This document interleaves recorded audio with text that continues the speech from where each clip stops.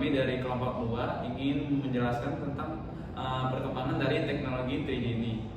Perkenalkan, nama saya Khalil Ibrahim dengan NIM 2410314044. Saya Valendra Nuryawan Gea dengan NIM 2410314021. Saya Abraham Angelo Patricio Pangaribuan dengan NIM 2410314040. Saya Jus Martuasian dengan NIM 2410314059. Saya Azila Madania Tuliu dengan NIM 2410314038. Baiklah, di sini saya akan menjelaskan pengertian dari teknologi 3G. Teknologi 3G atau Third Generation adalah jaringan seluler generasi ketiga yang memungkinkan kita tidak hanya melakukan panggilan suara atau SMS seperti di 2G, tetapi juga bisa mengakses internet, melakukan video call, streaming video, dan mengirim data dengan kecepatan yang jauh lebih tinggi. Dengan adanya 3G, ponsel tidak lagi hanya digunakan untuk komunikasi suara, tetapi juga menjadi alat terhubung dengan dunia digital. Bisa dibilang 3G adalah awal dari era internet mobile yang kita kenal sekarang. Lalu kita membahas prinsip kerja dan teknologi dasar pada 3G. Teknologi utamanya ada wideband code division multi access dan juga universal mobile telecommunication system. Prinsip kerja 3G dimulai dari CDMA, yaitu code division multiple access, yang memiliki keunggulan dibanding teknologi sebelumnya, di mana teknologi sebelumnya yaitu 2G menggunakan FDMA yang berbasis pada frekuensi dan TDMA yang berbasis pada waktu. Sedangkan CDMA ini mengizinkan semua pengguna mengirimkan sinyal secara bersamaan pada frekuensi yang sama dan pada waktu yang bersamaan pula. Caranya adalah CDMA memberikan kode unik atau pseudo random code kepada setiap percakapan atau data pengguna. Sinyal ini kemudian disebar di sepanjang pita frekuensi yang lebar. Di sisi penerima, baik itu ponsel ataupun menara BTS, hanya sinyal kode yang cocok yang akan dikenali dan dipulihkan. Sinyal-sinyal lainnya dibiarkan begitu saja dan terdengar seperti noise latar belakang yang rendah. Prinsip CDMA inilah yang kemudian diadopsi oleh UMTS, yaitu Universal Mobile Telecommunication System, yang mengimplementasikan spesifik dari standar 3G yang menggunakan varian CDMA berlebar pita 5 Hz yang disebut wideband code division multiple access. Jaringan akses radio UMTS yang disebut U-Train terdiri dari node B, yaitu menara pemancar, dan juga RNC, yaitu Radio Network Controller, yang bekerja bersama untuk mengelola koneksi, pemberian kode, dan handover antar sel menggunakan teknologi CDMA ini. Juga teknologi HSPA, yaitu High Speed Packet Access. Meskipun UMTS dengan wide code DMA-nya sudah menyediakan koneksi data, tapi HSPA ini hadir untuk menyempurnakan besaran kecepatan dan efisiensi data 3G hingga mendekati batas teoritisnya. HSPA terdiri dari dua komponen, ada HSDPA downlink dan ada HSUPA untuk uplink. Ini HSUPA berarti untuk uplink. HSDPA ini membantu dalam pendownloadan atau pengunduhan, dan HSUPA ini digunakan untuk penguploadan agar lebih cepat. Prinsip kerja HSPA adalah dengan mengganti skema pengolahan sumber daya yang ada di UMTS, alih-alih menggunakan saluran sirkuit tetap, HSPA memperkenalkan scheduling yang cepat dan dinamis di node B, bukan lagi di RNC yang lambat. Ini berarti node B dapat secara pintar mengalokasikan kapasitas saluran kepada pengguna yang paling membutuhkan pada setiap menit detik, mirip dengan sistem antrian prioritas. HSPA juga menerapkan teknologi modulasi yang lebih canggih seperti 16QAM dan mekanisme HARQ, Hybrid Automatic Repeat Request, yang memungkinkan perbaikan kesalahan dengan sangat cepat tanpa harus mengulang proses dari awal.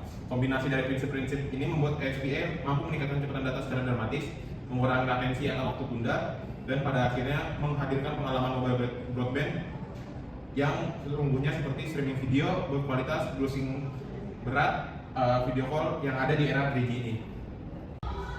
Oke, selanjutnya ada fitur dan kelebihan teknologi 3G dibandingkan teknologi sebelumnya, itu 2G.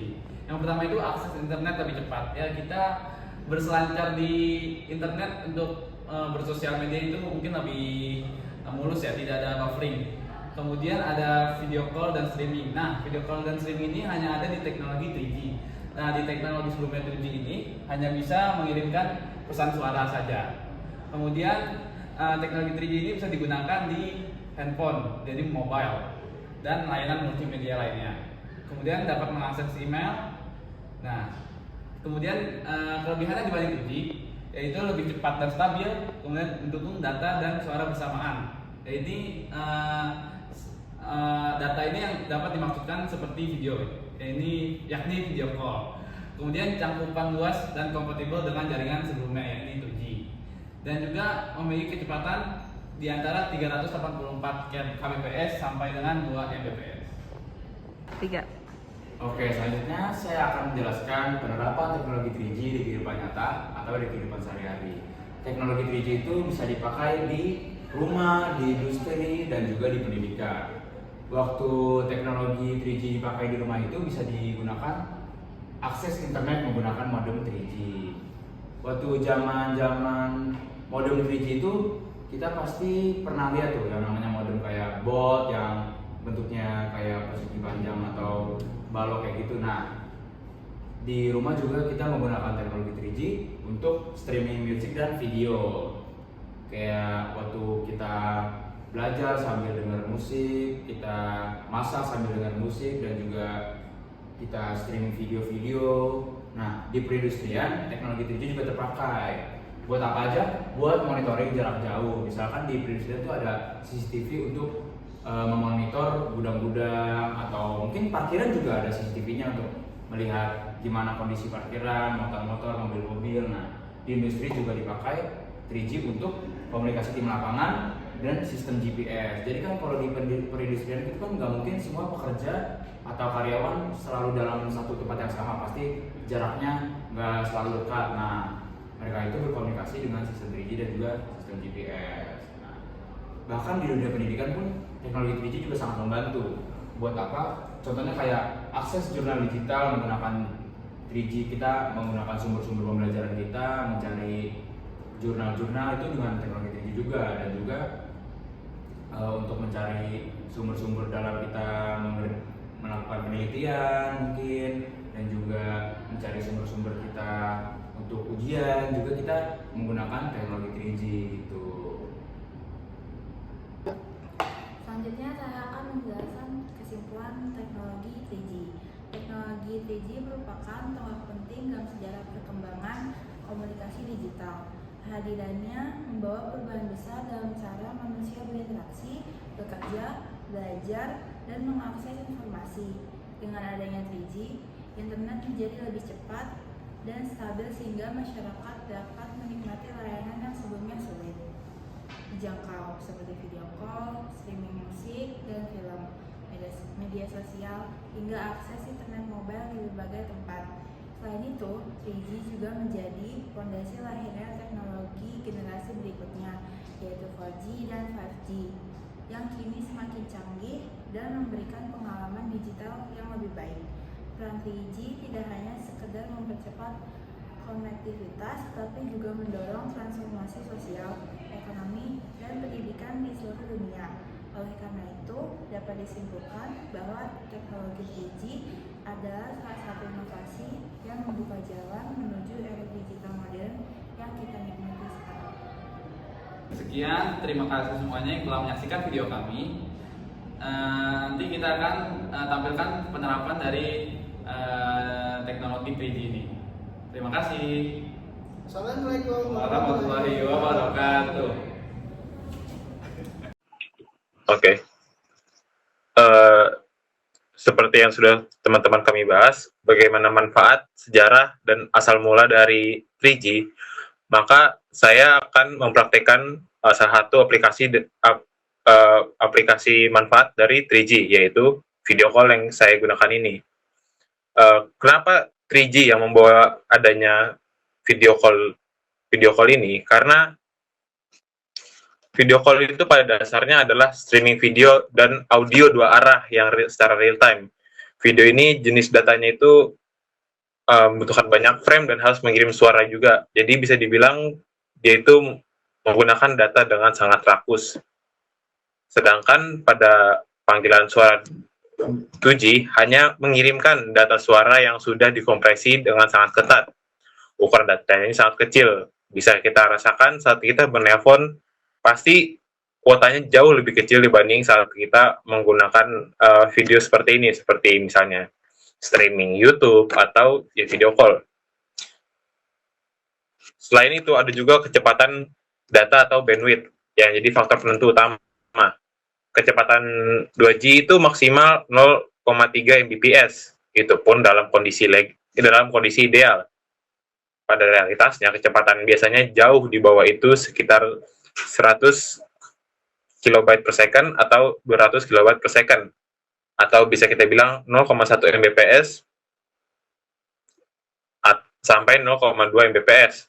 Dan itu sangat-sangat turun. Dampaknya, kecepatan ini cukup untuk browsing, mengirim email, dan percakapan-percakapan sederhana. Dan tidak bisa untuk percakapan berkota seperti ini.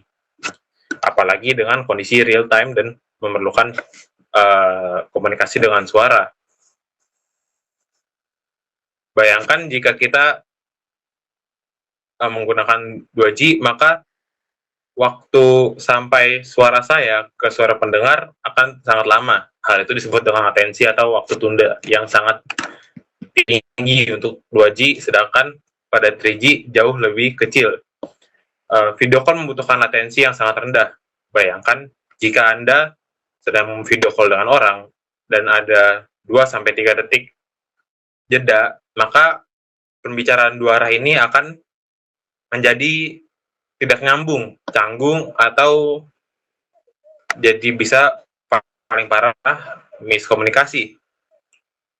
Sedangkan 3G dirancang secara signifikan mengurangi latensi dibandingkan 2G. Ini membuat percakapan video lebih terasa live atau langsung karena lebih responsif.